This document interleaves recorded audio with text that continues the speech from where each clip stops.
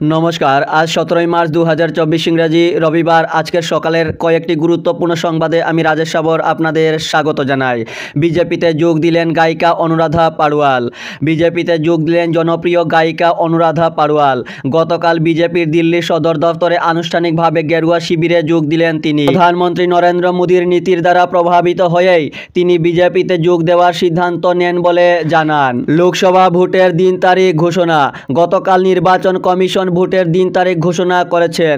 এবার দেশে মোট 7 দফায় ভোট হবে। অসমে 3 দফায় ভোট হবে, 19শে এপ্রিল, 26শে এপ্রিল এবং 7ই মে।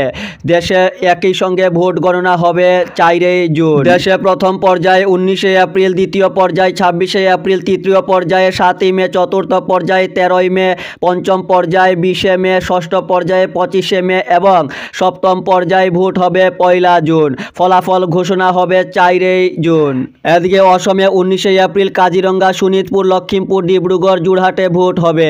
দ্বিতীয় পর্যায়ে 26 এপ্রিল করিমগঞ্জ, শিলচর, ডিফু, নোয়াগাঁও, দরং, উদালগুড়িতে ভোট হবে। তৃতীয় পর্যায়ে 7 মে কোকরাঝার, ধুবড়ী, বরপেটা, গৌহাটিতে ভোট হবে। 85 ঊর্ধ্ব ভোটারদের ঘরে গিয়ে ভোট গ্রহণ ঘোষণা কমিশনের। এবার লোকসভা নির্বাচনে ঘরে বসেই ভোট দিতে পারবেন 85 বছরের ঊর্ধ্ব ভোটাররা।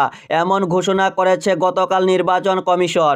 শারীরিকভাবে 40% প্রতিবন্ধী ভোটাররাও বাড়িতে থেকে নিজেদের ভোটাধিকার প্রয়োগ করতে পারবে। ভোট কর্মীরা ঘরে গিয়ে তাদের ভোট গ্রহণ করিয়ে আনবে। সাংবাদিকদের কণ্ঠরোধ করা হলে বসে থাকব না, হুঁশিয়ারি রশিদের। ধলেশ্বরে কংগ্রেস প্রার্থীকে নিয়ে বাঁধভাঙ্গা উচ্ছ্বাস। দলীয় টিকিট পেয়ে প্রথমবারের মতো হাইলাকান্দি প্রবেশের পথে জেলার ধলেশ্বর বাইপাসে কর্মী সমর্থকদের বাঁধভাঙ্গা উচ্ছ্বাসে ভাসলেন কংগ্রেস প্রার্থী হাফিজ রশিদ আহমেদ চৌধুরী। দলীয় প্রার্থীকে স্বাগত জানাতে সকাল থেকেই ঝাঁকে ঝাঁকে জেলার কংগ্রেসি নেতারা উপস্থিত হন 5 গ্রাম ধলেশ্বর বাইপাস পয়েন্টে।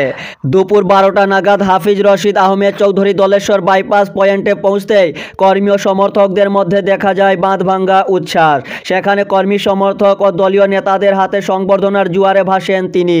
পরে কাটিগড়ার বিধায়ক খলিল উদ্দিন মজুমদার সহ হাইলাকান্দি জেলা কংগ্রেস নেতারা দলীয় প্রার্থীকে বিশাল র্যালির মাধ্যমে নিয়ে যান জেলার বিভিন্ন স্থানে। গতকাল ধলেশ্বরে সাংবাদিকদের মুখোমুখি হয়ে কংগ্রেস প্রার্থী হাফিজ রশিদ আহমেদ চৌধুরী মুখ্যমন্ত্রী ডক্টর হিমন্ত বিশ্ব শর্মাকে আক্রমণ করে বলেন, গণতন্ত্রের চতুর্থ স্তম্ভ সাংবাদিকদের কণ্ঠরোধ করার চেষ্টা করছেন মুখ্যমন্ত্রী।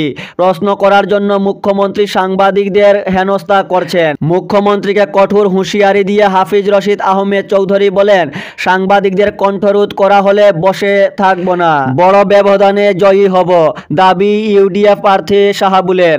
করিমগঞ্জ লোকসভা আসনে বিজেপি, কংগ্রেস ও ইউডিএফ এর ত্রিমুখী লড়াই রীতিমতো জমে উঠেছে।